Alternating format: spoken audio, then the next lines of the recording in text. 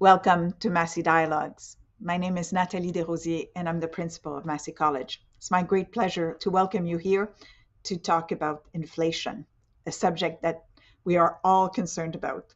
I am concerned about it at Massey since it may affect the cost of food at Massey. I am delighted that Senior Fellow Michael Valpy has proposed this subject. And before I pass the mic to him, I just want to acknowledge that Massey College is built on Indigenous lands, the lands of the Yalnizyan, the Seneca, and it is the treaty land of the Mississaugas of the Credit. I want to acknowledge our duty of stewardship toward this land and also the great privilege that we have to continue to do our work here. So without further ado, I'll just pass the mic to Michael. And again, thank you for bringing up this subject idea, and let's continue to engage together in solving and addressing the big issues of our times. Michael. Thank you for that introduction, Principal, and at the introduction to our look at what the nature of the beast of inflation is that we're looking at in 2022. Joining me on the panel is resident junior fellow. I knew this would happen. There we go. Is resident junior fellow Tomasso Alba from Italy, who's doing his doctorate in economics. He grew up in Trieste on the border with Slovenia, studied in Udine, where he was a fellow at Udine School of Advanced Studies, and at Graz in Austria. He has an honors BA in commerce and a double honors MA in economics. His research focuses on innovation, on markets for intellectual property rights, and strategic abuses of patent litigation. His goal was to provide a realistic framework to capture the dynamic strategic interactions between high-tech firms and better regulation and innovation policy. He's also an avid consumer of fantasy literature, which might explain his research interests for patent trolls. And joining Tomasso is Massey alumna Stephanie Bertolo, who's a recent graduate from the Masters of Public Policy program at Monk's School of Global Affairs and Public Policy. She's now an associate at Springboard Policy, where she works with organizations to shape the public policy issues that matter to them. Previously, she worked at the Advocacy Centre for Tenants Ontario on housing policy issues, which is, I don't need to tell you, a major problem in Ontario and many other places in Canada. She interned for the Ministry of Infrastructure and the Economic and Social Finance Unit. And third and finally is our special guest, economist and senior fellow Armine Yalnizyan, who is the Atkinson Foundation's Fellow on the Future of Workers. She has served as Senior Economic Policy Advisor for the Deputy Minister at Employment and Social Development Canada from 2018 to 2019, served on Ministers Freeland and Fortier's task group on women in the economy.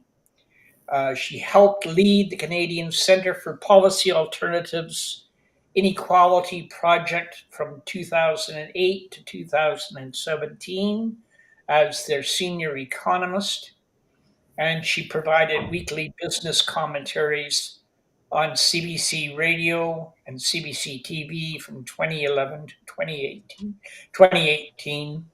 She is a past president of the Canadian Association for Business Economics and a weekly columnist for the Toronto Star. Also, she adds, and I want to quote her, "This is a weird thing to mention, but it's also weird not to mention. The Maclean's Power List for 2022, where she is featured as one of 50 Canadians who are forging paths, leading the debate, and shaping how we think and live. And she's described in an accompanying profile as the caring economist. So, welcome, caring economists. And I want you to help me set the stage. We had the Toronto Star reporting on the weekend that it's best to brace for continued inflation for the rest of 2022. And there's seldom been so many forces feeding inflation at home and abroad, exerting upward pressure on prices. We're looking at higher interest rates on car loans, charge cards, mortgage payments, higher food and energy costs, shortages of everything from labor to raw materials, an overstressed global supply chain, and a geopolitical crisis in Ukraine whose ripple effects include higher gas pump and agricultural prices. We're looking at evidence of business hiking prices in almost knee-jerk fashion to get ahead of expected increases in their own costs. And in fact, I recently read there's some evidence of businesses exploiting the new climate, raising prices to pad profits under the cover of the economy-wide inflation. Plus, there's likely pressure from an anticipated 1.3 million new immigrants we need, by the way, but 1.3 million new immigrants, which is the size of the city of Calgary, who have got to find housing, food, and fuel once they get here. So, Armine, before you and Tomasso and Stephanie start pulling things apart and looking under the hood, let's you and me briefly explore whether all this is just run-of-the-mill inflation that we've been through before, or whether it's new, scary kind of inflation with no hope on the horizon of any kind of relief in the near future, or certainly no hope for the rest of the year. And if that's the case, why and what can we expect in the future? Who's being hit the hardest? And what kind of collective responsibility do we have for the biggest victims? So, caring economist, it's your stage. Well, wow, that's a mouthful of issues that we have to get through in just a few minutes. And to start, I will say that this morning at 8:30, Statistics Canada told us that inflation hit a new generational high at 6.7% compared to this time last year for all items in this CPI basket. And it was driven primarily by gas, but closely behind gas was food and then shelter. And the commentary was that it has not been this high, 6.7% year over year change since January of 1991. But ladies and gentlemen, this isn't the 1990s. And what is driving this bout of inflation is not the same as what was happening in the 1990s. And that, they say context is everything in a relationship, and that's true of economics too. So we should dig a little bit in the few minutes we have together into what is the context that is different than previously, what's new, and how does, is it unprecedented? We've become very accustomed to the adjective unprecedented in the last couple of years. And I would like to just do a little bit of a spoiler in saying mostly unprecedented, but not totally. And in fact, I'll have a column tomorrow in the Toronto Star that connects how past budgets have dealt with roughly similar conditions of what was driving inflation. And they both also happen to have been Liberal governments. And I guess one of the things I hope we will talk about is what is changing even during this bout of inflation. It started off differently than it has morphed into, partly because of the invasion of Ukraine by Russia, which changes global exports and what there is a lack of supply of, but also because Shanghai has just been shut down as a city of 20 some odd million people. And that will, we're not through the pandemic yet, notwithstanding everybody wanting to be through the pandemic. And that will have certain types of also supply constraints. And finally, I guess, you raised the question, Michael, how can we expect it to change and what can we do to change it? And it's not just what we can do, but what we are willing to do politically. And I hope we can touch on that a little bit, because there's more polarized politics than I've ever seen in my life. And I think it leads to armchair economist, freedom loving economic ploys that may not work. But I'm very glad Tomasso is here because of the technological part of this too. Prior to the pandemic hitting, we were worried about, at the macro level, the possibility of long-term deflation because of the impact of digital technologies, which come in 7 different universes of technological revolution, and all of them have the possibility of lowering marginal costs of production, which should normally lower prices. And so we've got lots of different things happening at the same time, and that's what's so difficult to keep in mind, that you're trying to play a game of whack-a-mole in many cases politically.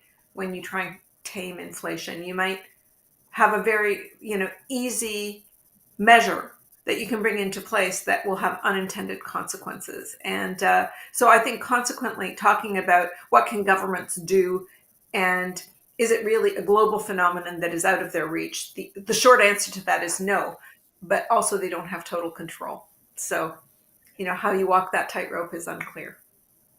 Good. That's a nice way to segue and move the conversation over between you and Tomasso. And I talked earlier about getting under the hood to find out what we're looking at. And Tomasso, go ahead. The floor is yours. Well, Armin made a perfect and summarized the whole point in one sentence. Is this unprecedented? Is this unprecedented? Yes, but not really. Almost every big event in social sciences is unprecedented. But we might use the past to compare small elements of what we'll try to deconstruct and see whether we can learn something. So is it unprecedented? We haven't been seen. When we think about inflation in developed countries, usually we're thinking about very expansionary monetary policies that eventually lead to inflation. Or if you're thinking about the 70s, we can think about the increase of the OPEC monopoly or oligopoly, and the increase in spike on gas. And there are some elements of this in what we're experiencing right now, since, as Armin mentioned, we have seen since the financial crisis, we've seen relatively generous monetary policies, both in US, Canada, or even in Europe during the debt crisis. So we have been leading. We really reaching 2020 with the idea of fighting deflation. That was the main concern, and then we reached a moment. We reached a point in which, with the pandemic, we actually had to reduce by a lot our supply, and that is where the current inflation we were discussing started. So, you probably have read that this is a supply issue this time, and we are all familiar with why. We've been stopping producing. Many supply chains have been disrupted. Just transportation, manufacturing is being hit strongly. Semiconductors is a big element of the beginning of this inflation wave. And we reached that point, and at the same time, many governments, Canada, US in particular, were extremely generous in the way they offered unemployment benefits. So everyone was afraid of seeing a new recession. Everyone was afraid, policymakers were afraid of a lack of demand. And to do so, we forgot that supply was what about to be significantly constrained. And so we end up reaching the reopening with all people with a significant amount of saving obtained through this, partly by the switch to online working, partly through the generous subsidies, and a lot of business that needed to make, especially for services, to make bank in the first month in which they could reopen. Think about the haircut. The haircut is the perfect example that you can have in mind. You heard your hairdresser and your barber, you being shut down for 6 months. You reopen, so many people are looking for your for your haircut, and you have a limited amount of time, and you don't know if you'll have to close or not. So what you do? Well, you increase the prices. This story is emblematic of so many services that that had to increase prices because their ability to supply haircuts has been severely hampered. But the demand for haircuts is at all-time high because the money were there and the consumption had been delayed. Other example are cars. Cars were a big thing, or travels, and discretionary consumption. Another, also, access to credit was relatively cheap, so many people consider buying a second house, but I think we'll discuss that later. So those are all elements that per se are not surprising. Like each individual piece of the story I'm trying to set up, we've seen it before. But altogether is something somewhat. I'm hearing some background. So altogether, it's unprecedented in that sense. So I don't know, Armin, if you want to add some elements, and then we can maybe enter the nitty-gritties of the the sources of cost that are leading the CPI. You mentioned them some already. Yeah, sorry. Go ahead. I was going to say, I forgot the elephant in the room, that is Ukrainian conflict. So I started with the setup about this. So if you had the dialogue of inflation 6 months ago, we would have stopped at what I said right now. And now we have a whole new level of problems. On top of that, we also have the droughts and like every single thing that could have been wrong, every single element in the checklist of can this cause inflation is there. We're seeing them all at the same time in distances unprecedented. And yeah, I give you a word. Well, not totally unprecedented, because if you go back to the wake of the Second World War, a lot of the same issues were supply shortages, plenty of purchasing power, lots of people coming back, getting jobs, unemployment rates at 2.6%. People had trouble finding places to live because the returning veterans weren't going back to the small towns they were coming from. They were gravitating towards big cities. We had labor shortages then too. And we had material shortages, but not a shortage of cash. That's a very similar situation to today. There was a second event that was kind of harkens a little bit on what was happening since Russia invaded Ukraine. Because what started off as a supply constraint because of shutdowns in production to be able to contain the contagion. And that hasn't ended yet. I did mention Shanghai because it is a global hub, not only for production, but for transportation, for the shipping of finished goods that are made in China, as well as inputs like the chips that you were talking about. So it's unprecedented. What's unprecedented is perhaps you'd have to go back to the First World War, where you had a combination of labor shortages as well as a pandemic, as well as a war. And that's the moment we're in. The one thing that you failed to mention, Tomasso, you mentioned a lot of the elements that are an unusual conflagration of things. But we often don't think about the labor shortages that were in the works before the pandemic started. In 2 months, in the summer of 2019, before the pandemic hit, our unemployment rate was back at the levels that was in the 1970s. And we are headed for more of the same. And what population aging does is more people are retiring than entering the labor force, which is why Michael was pointing out that we need more people coming into the country. And even though we're leaning very heavily in the direction of temporary residents and temporary foreign workers, which is a whole other series of issues, but has by and large a price deflationary effect rather than a wage push effect. Yeah. So maybe it's the right policy from an economic point of view. It's a shitty policy from a nation building point of view.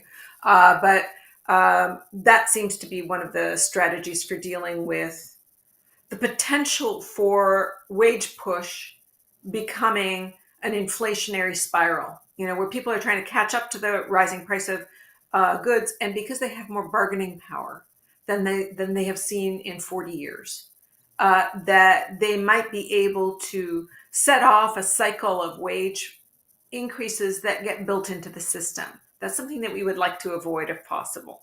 And one of the ways you deal with that is by offering people more money in their pocket through both more transfers, but also critically through better public services. By offering dental care, by offering pharmacare, by offering childcare, by offering a range of services that are public goods, you're literally putting money in people's pockets. And that has been a strategy that is, I think, incredibly wise and in the moment, in the moment we are in, which is population aging.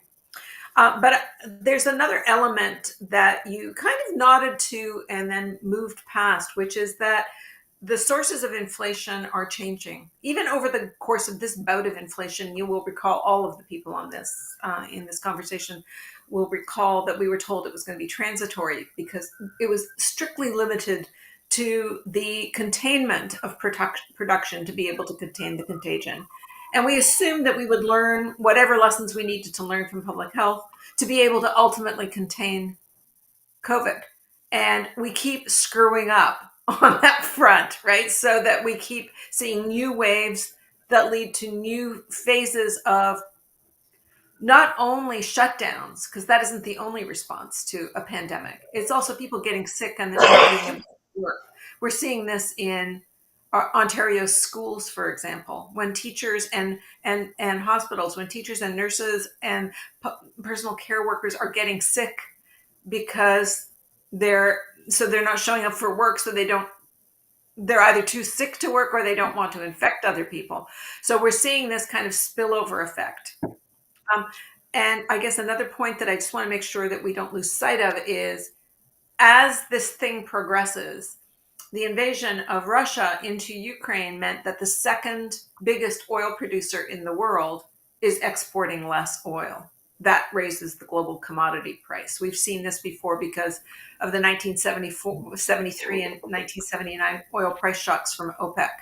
So we have some history of dealing with oil price shocks. We also have history of dealing with reduced supply of wheat and fertilizer, which are, again, the Ukraine Russia nexus is responsible for a third of the production of fertilizers that are exported globally and a quarter of all the world's wheat and barley exports. Canada's really well positioned on all of these fronts, on oil, on wheat, on barley, and on potash as a form of fertilizer. So that's one of the reasons why our budgets are looking pretty darn sweet these days, because we will be growing revenues.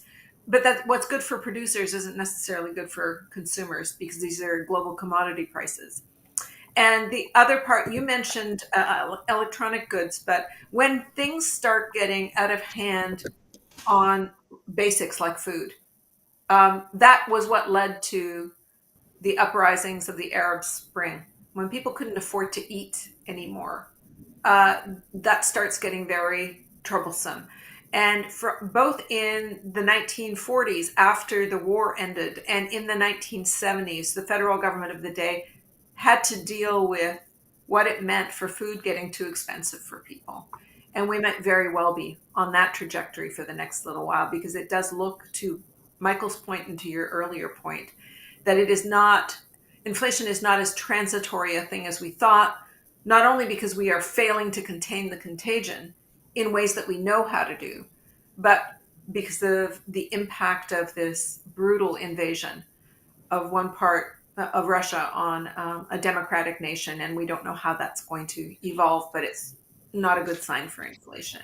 So, you know, different categories of price increases in the basics, in food, shelter, and transportation, gas and oil, will affect your life. And we do have some tools for dealing with it, but you're not going to, a lot of people won't be able to dodge the bullet, and you can't fix it. There's no magic wand to take the sting out of inflation, even if you wanted to, make prices stay the same for everybody forever and a day. So, I don't know where you want to take this conversation, but things are rotating from where they were. Can Yeah. I turn this over to you, Stephanie? And if you wanted to talk about who's getting smacked around by all this and where we go. Yeah, for sure. I think we are seeing with housing, gas, and food increasing, it's affecting everyone. But those most impacted are those who are already living paycheck to paycheck and have the most constrained budgets and haven't seen an increase in their income in how many years. So this is mostly low-income households, those who are the most marginalized by society, including racialized individuals, people with disability, women. In the employment sector, we're seeing more gig workers and individuals who have more precarious employment, who are facing challenges and making enough money to make ends meet. And then with inflation on top of that, that's making it very difficult for people to be able to survive. So yeah, we're seeing with housing prices are increased 20% in the last year. And that obviously benefits certain people, current owners and their families who might inherit that wealth later on. But those who aren't in the market, who have been marginalized from the market for so long, will continue to suffer and have that wealth gap between different families. But yeah, Armine, how do you see different people affected? Who are the winners and the losers in the case of inflation in Canada? Well, the winners are always the same people, the people that had the ability to set prices. So they see inflation on the horizon and they build in inflation because they can, because they're price setters. So that includes some landlords. We just learned recently from Statistics Canada that about a quarter of the about 40% of the market is owned by multiple home owners. And I'm not talking about people with vacation homes. So we are looking at a real issue of monopsony, which is seller power to set prices, with growing market share of a smaller number of players. We've had, since the global financial crisis, we've had record low interest rates, which is effectively like free money for companies. And they've been buying out their competitors. Some companies have started out with deep pockets, didn't get badly hurt in the global financial crisis, and they have increased their market share. And that's what happens in periods of crisis, is more corporate consolidation, bigger deals. So the winners are real clear. In fact, I was really struck when I was comparing these different budgets over time and how governments have dealt with similar stressors for their citizens on affordability. The degree to which it was explicit that there were excessive profits during the Second World War. There was price setting and rationing in the Second World War. And there was also an excess profits tax, because even with price setting by the government not permitting prices to get out of line too far, people were making excessive profits and they were taxed. Those excessive profits. What I mean by excess profits is nothing has changed about your input costs, but you charge a higher price. That's an excess profit. And same thing in the 1970s, where governments were looking at, especially in food prices, there was an agency called the Food Prices Review Board, and it kept its eye out for profiteering. Well, we just heard about a year ago, maybe a bit more than a year ago, I'm sorry, I've lost track of time, on the price collusion on the price of bread amongst the major grocery stores. So now, like, that's it for the winners. They're the ones that can set the price. They're the ones that can change the volume they are sending you. You know, they might not raise the price. They might just reduce the size of the thing that they're selling you. But there are certain players that have got more power than other players in the market to set prices. And the people that always hurt are the ones that you identified, Stephanie, the ones that are living from paycheck to paycheck, the people at the bottom of the income spectrum.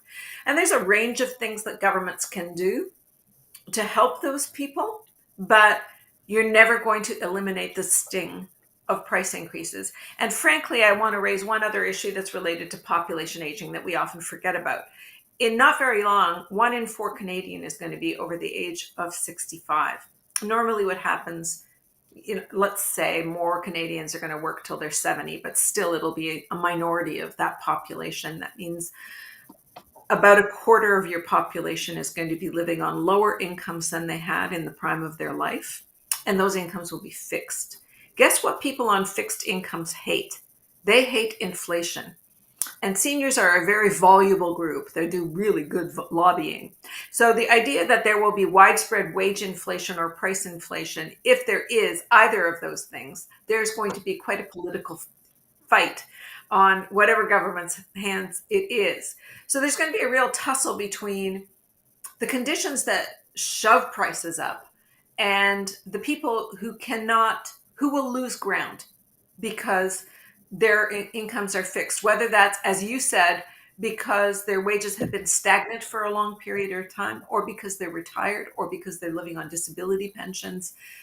Every one of these groups will be hurt by any kind of price rise, particularly when we're dealing with the basics, when it's food and shelter and gas. So, these are going to be very, very challenging times with very large numbers of people getting hurt if we don't start handling this. And, normally our go-to source for handling inflation for the last 30 years, for my entire adult life, has been the Bank of Canada buggering around with interest rates. And the interesting thing here is that, they have to do something because they're not only in charge of price stability, they're in charge of expectations for price stability. And we've now had a year of prices rising faster than their target range. So they have to do something. I get it. But nothing they're going to do is going to make things cheaper. It will suppress demand, and it will be walking a tightrope with potential recession because growth is not terribly rapid. And it depends, purchasing power of households is still the number one thing that drives our economy. So there's some real challenges to using monetary policy as the major way to tame inflation now as compared to the 1990s without risking a run up in unemployment. And then that just doubles down on the reasons why you have price inflation, because you don't have enough people doing enough work. So it's just it is a very challenging moment for policymakers. Can I jump in with a quick question to you, Armine, just to follow up what you've been talking about? We had an issue of inequality before inflation started. And all the signs are that it's not going to go away. It's, in fact, going to get worse, as Stephanie has alluded to. And my friend Frank Graves, the head of Ecos Research, has polled on inequality and how it's received by Canadians.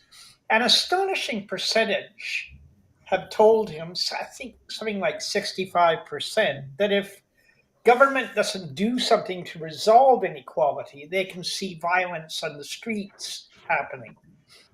Does that sound right to you?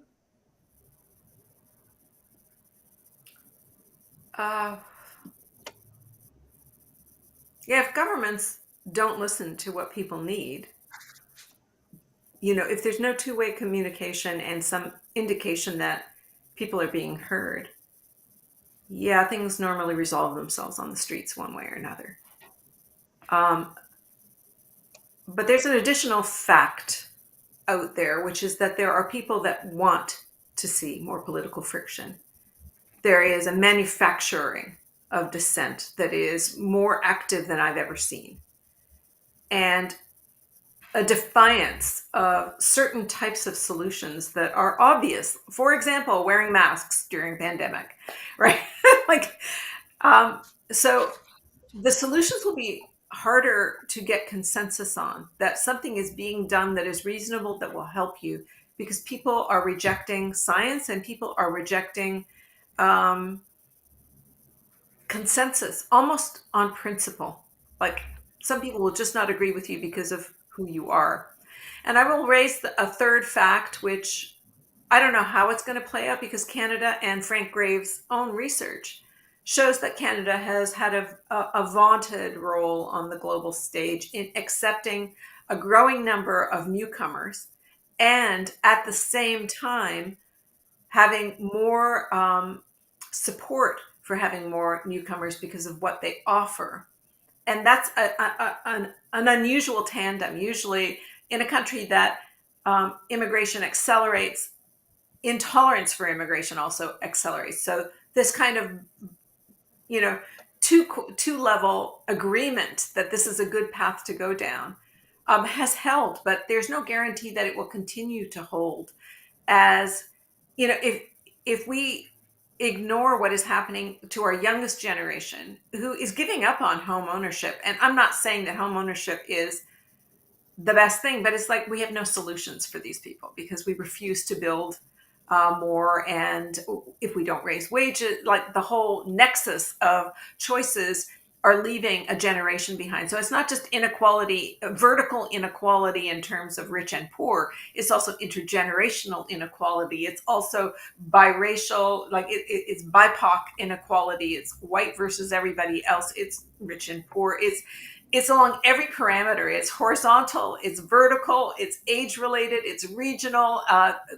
We are just noticing our differences more and more over time. And as I said, part of that is manufactured. And woe is us if we can't figure out a way of agreeing with what we need to do together for each other. Like, if we cannot recognize our interdependence, we are in trouble. And there are very few people that are helping us sing from that songbook right now.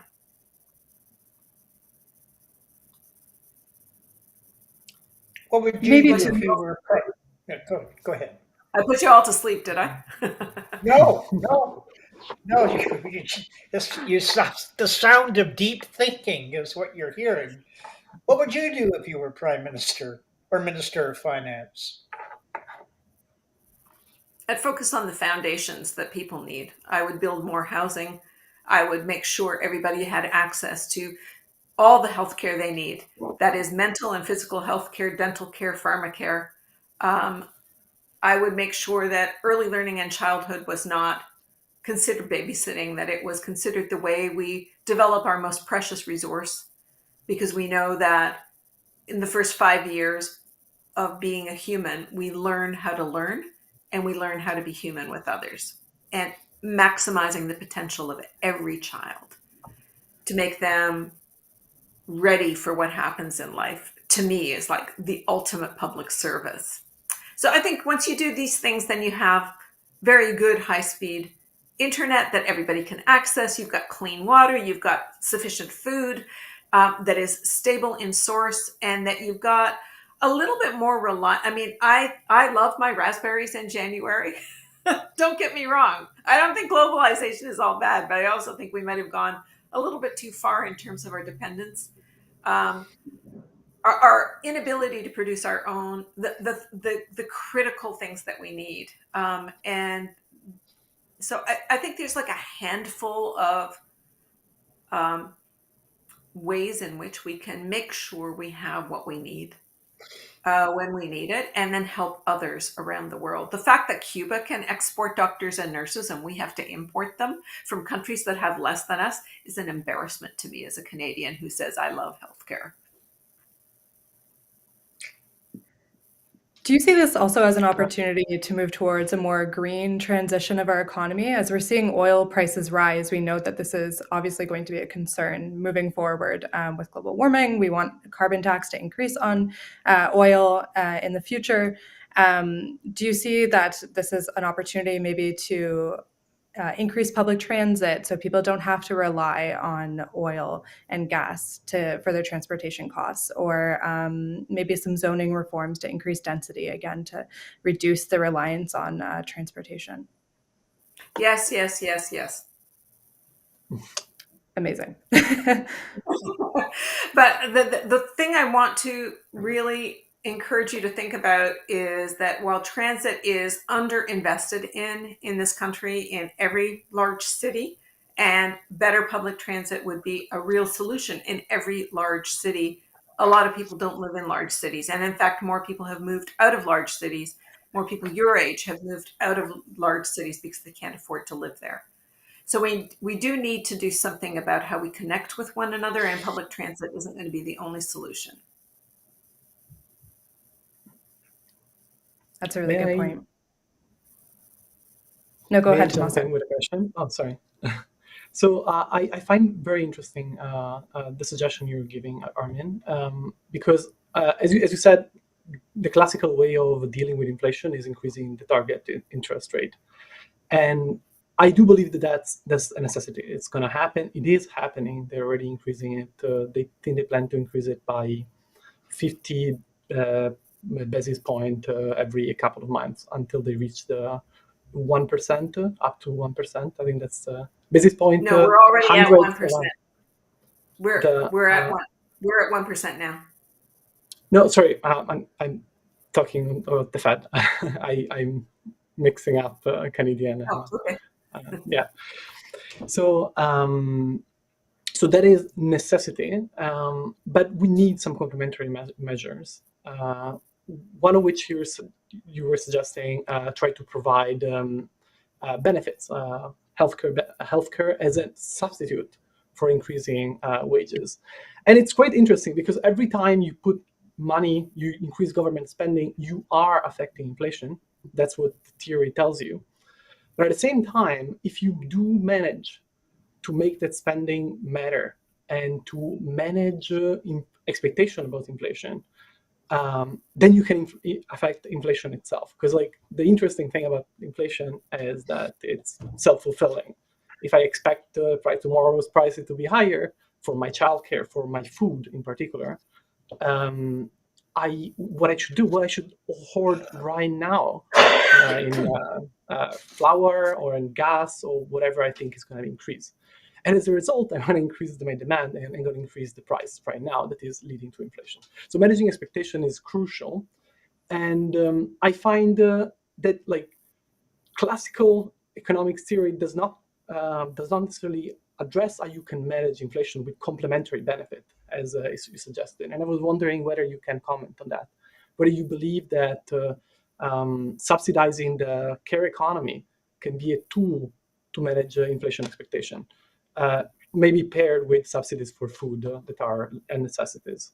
And before I give you the floor, I just want to add just an information I read this morning, that is a credit card debt is spiking right now. And I think that speaks very well of what you were mentioning, who's suffering the most. The people that are relying, typically low-income individuals are the ones that rely the most on credit card debt. And that is an additional concern that I don't think is being spoken of very much. We're seeing private debt for low-income individual increasing, especially the one the riskiest, because it's the one with the highest interest rate. Sorry. So if I can recall the total loop of things you were talking about, anything that puts money in people's pockets or relieves them, demarketizes access to critical things that people need that are not discretionary. So if I need mental health care, but it's not covered by public health care, publicly insured services, how much am I out of pocket every week? And what does that mean to my other costs? Same with pharmacare, same with dental care. People do without, and they do without until there's an emergency, and then we end up paying for it in the emergency room. So we know that we are spending tens of millions of dollars on dental care emergency room visits in Ontario. Even though we have hundreds of millions of dollars of programming for preventive dental care, it only reaches a handful of people. So if we did dental care with more primary and prevention in mind, you would reduce the need for the market for this stuff. So we're not very good at demarketizing things. We think that markets are awesome. My entire professional life has been about more market, less government. And so we are in a moment where we're population aging in particular, and spiraling costs of basics are forcing governments to come up with ways of subsidizing and offsetting the costs. And Exhibit A is childcare. Childcare literally is going to put thousands of dollars in the pockets of households with young children. Yes, that is a subset of the population, but it is also the subset of the population that has the biggest purchasing role in household spending. That's the group in households that spends the most, because they're constantly out there buying food and furniture and clothing and all the things that their kids need.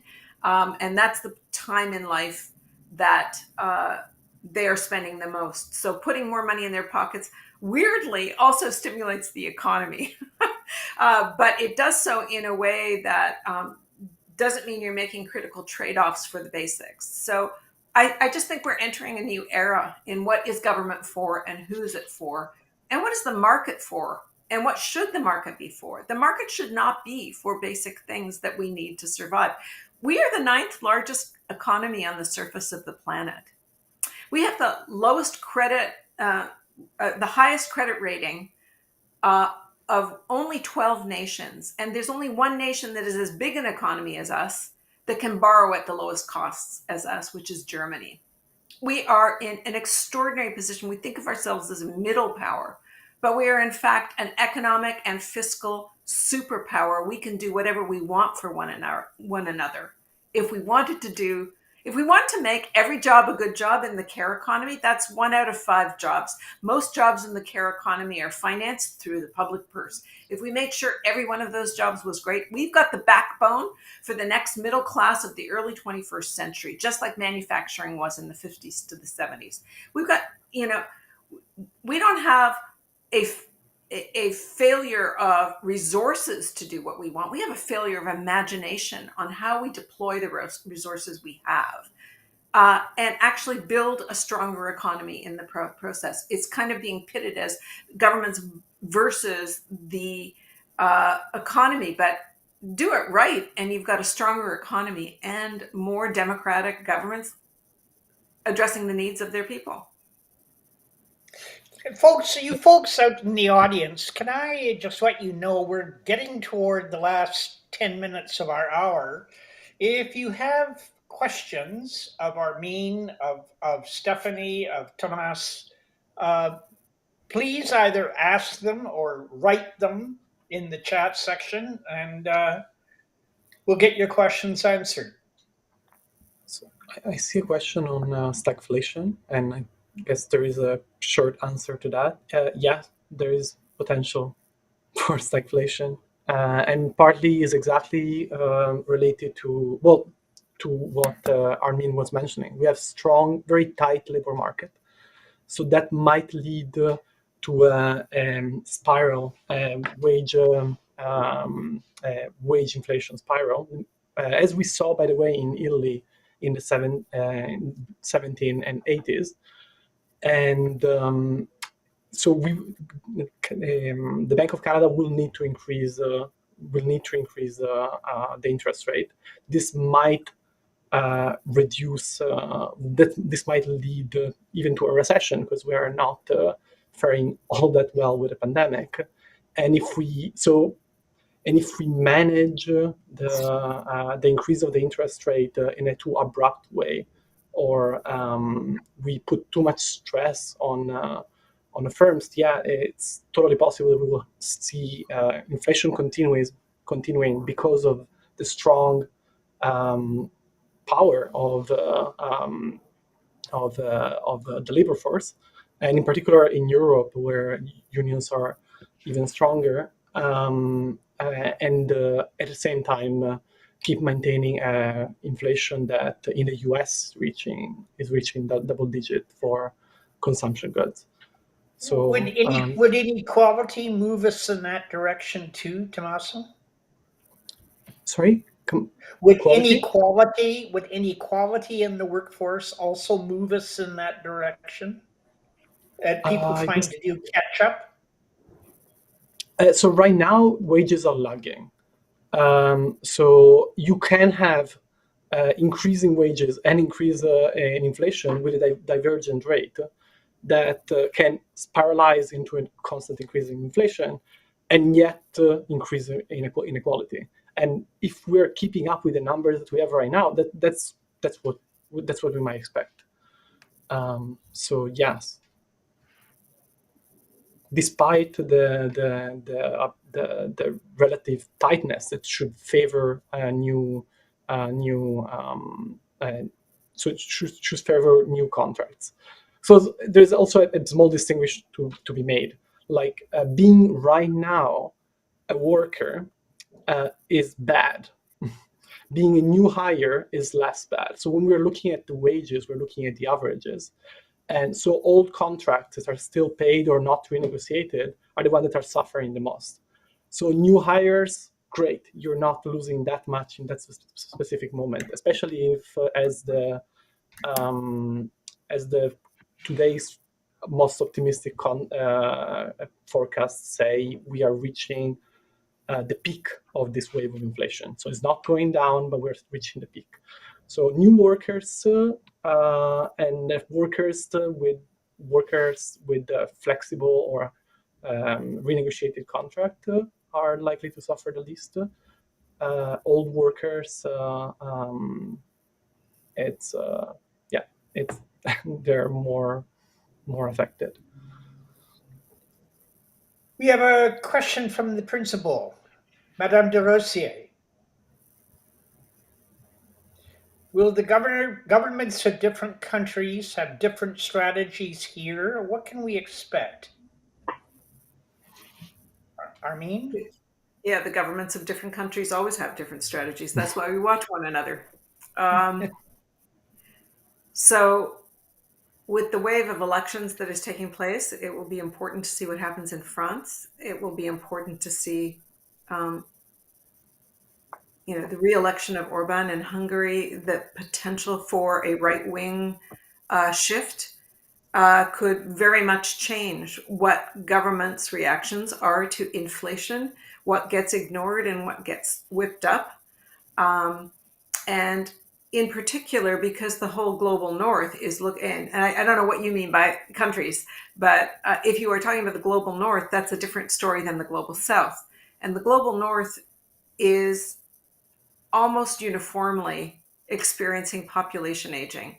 And so how it deals with labor shortages and how it answers the problem of labor shortages and how technology is also deployed. For example, platforms where if you can work from home, you can work from anywhere. And there are more and more people that are outsourcing labor without actually having to import anybody in professional fields like legal services, software engineering, architectural work, architectural drawing. The list of jobs that now can be done as tasks through platforms has grown because of technology, and how that will impact how that will be deployed by governments who will either turn a blind eye or actually embrace these things as ways of containing costs, and so that inflation is low, but more people fall into the camp that Stephanie was talking about, living paycheck to paycheck, even when they're highly educated. So we've got a lot of issues and a lot of pathways to resolution of those issues.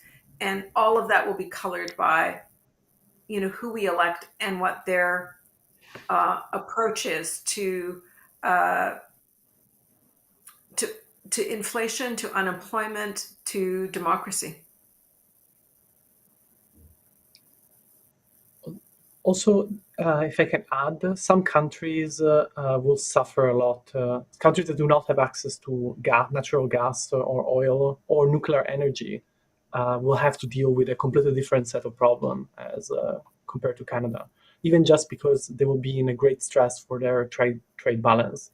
And we are already seeing some very like terrible examples in Peru or Sri Lanka, where we have widespread protest, power outages, because their currency can, like, they're not able to purchase or to supply energy simply because their currency is depreciating. And that requires completely different policies than what we might expect from the global north, as Armine called it. So Well, and then that refers to how we dealt with countries' inability to produce and to buy. In the wake of the Second World War, we had the Bretton Woods institutions, the ones that were international, where the countries that remained standing helped the ones that didn't. I was really struck, again, looking back at budgets from the Second World War period, how much of the budget coming out of the war went to providing advanced loans to countries to be able to buy our exports, right? Because they had no money. So we basically gave them money to buy our exports. We lent them money to buy our exports. I don't know that we do that today. Back in the day, we just gave, in the last budget, $500 million in cash to Ukraine so they could buy what they needed. And we're adding stuff to that. But as of the budget, we gave $500 million. We gave more than $500 million. We gave billions of dollars to the international institutes in the 1940s. It's worth a lot more now, but we view it's not really a beggar thy neighbor environment, but the explosion of me first public policy, whether it was Russia first or Britain first or make America great again, all of this kind of me centric, me first policymaking since the 2015, 2016 has really created a very different international environment where there are fewer obvious go-to mechanisms to help one another out in these very difficult times, which are by definition transitory, but how we transit them can be course defining for a country. Was that mainly to European countries that we gave money to at the end of? Yeah. Yeah, but we also gave money to the World Bank. For example, in the 1970s, after the oil price shock, Canada gave a lot of money to the developing world to be able to buy oil, because to Tomasso's point, that was the way the world was functioning, and they couldn't afford oil anymore. So we actually, our financial aid was largely in the form of helping countries buy energy. And that is, I don't know that we do that now. It's just a very different moment. So to the principal's question, are there different strategies per country? Yes. That's defined by where you are at in the world development order. Are you a G7 country? Are you a G20 country? Are you a developing country? And it also is defined by, what is the age of your population? Are you in the process of people exiting faster than they are entering the labor market? Are you a net exporter of people? What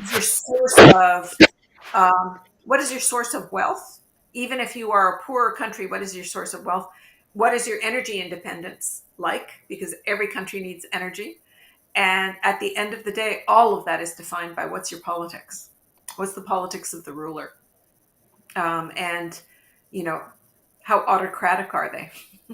And I am afraid to report, in case you haven't noticed it, that there's a rise of autocracy around the world. And it's not just a handful of countries anymore. There's more and more of them joining up. And it's, to me, maybe the most perplexing disorder on the planet, far greater disorder than inflation. And I have to disagree a little bit with Tomasso. I think stagflation is a possibility, but I don't think it is a likelihood. And because stagflation is by definition high unemployment coupled with high inflation. And I don't think we're going to see high unemployment for a long time to come because of population aging. And we didn't have that in the 1970s when we experienced stagflation. We had the opposite of that. We had not only the biggest generation to be born finally entering the labor market in the 1970s, they finally came into the labor market, but not only that, wasn't just the biggest generation.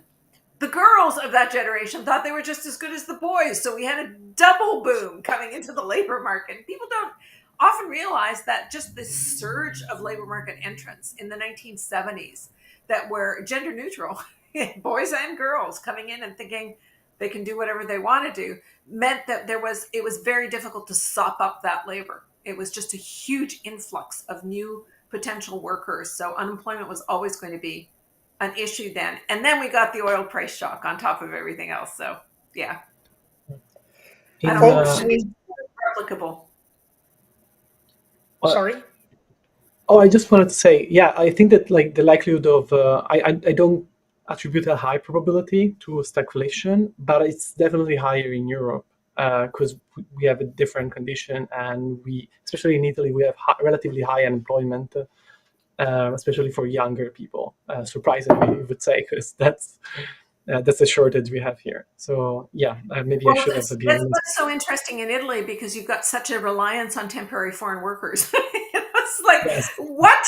You've got huge unemployment and you want to have more migrant workers and you kick them out?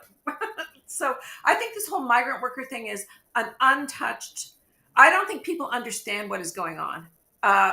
We in the 1970s, we developed more capital mobility because of the loss of the gold standard and floating exchange rates. And because profitability was falling in the United States, because suddenly Japan, Germany, and Italy were industrial powers themselves. So it wasn't quite as much of a captive market.